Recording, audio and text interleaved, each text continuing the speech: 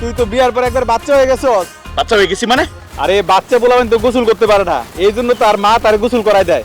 তুইও বাচ্চা, এই জন্য তোর বউ তোরে গোসল করাই দিয়েছে। নিজেরা না সত্যি সত্যি বাচ্চা মচ্চা মনে হইতেছে। মনে হইলে হোক, আমি তোমার এইভাবেই সারা জীবন ভালোবাসবো। আমার স্বামীর একটা সিগারেট দেন তো। নিজানা সিগারেট তুমি মানে এত সিগারেটই খায় না। আমি কিন্তু আমার স্বামীর চিনি, সে বেশিক্ষণ সিগারেট না খায় থাকতে পারে না। দেন একটা সিগারেট দেন।